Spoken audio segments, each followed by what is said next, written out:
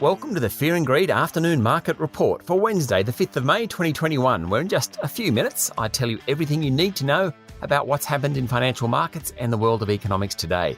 I'm Sean Aylmer.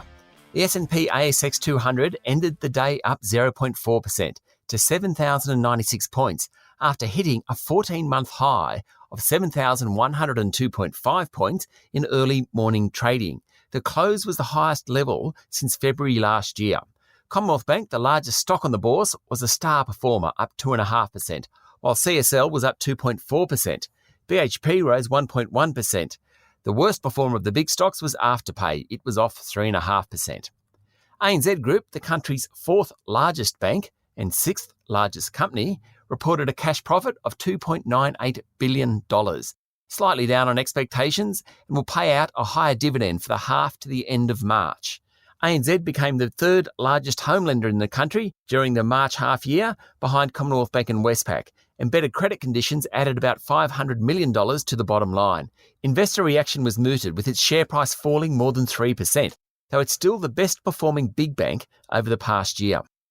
QBE Insurance Group Chair Mike Wilkins said the group will resume dividend payments in 2021 as the outlook for the company improves. Mr. Wilkins said strong market conditions had continued into 2021, and the group had achieved a 9% premium rate increase during the March quarter.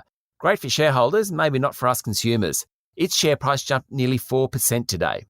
Aerial mapping group Nearmap jumped 15% after saying its current half year would be better than forecast, but it then went into a trading halt ahead of legal proceedings being brought against it by a US rival, according to media reports.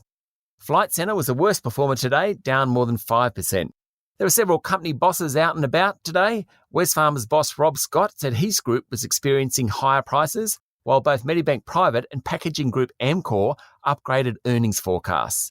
In economic news, dwelling approvals rose a further 17.4% in March, incredible, and are up 47% from a year ago. Unit approvals drove the increase, while standalone house approvals were up just 1%, albeit to a new record. Looks like the end of home builder in late March triggered the surge. On Wall Street, tech stocks tumbled overnight and the Nasdaq finished down 1.9%, though it had been trading much lower earlier in the session. The S&P 500 was off 0.7% and the Dow Jones Industrial Average finished up 0.1%. Much of the falls came after comments by US Treasury Secretary Janet Yellen.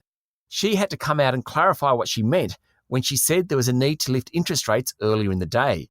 Ms. Yellen said that given she no longer ran the Federal Reserve, she had no say in what went on, and added that interest rate increases to rein in inflation wasn't something she was predicting or recommending.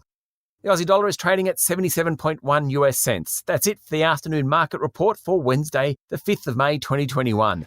Join me tomorrow morning for the regular edition of the Fear and Greed Business Headlines. I'm Sean Aylmer. Enjoy your evening.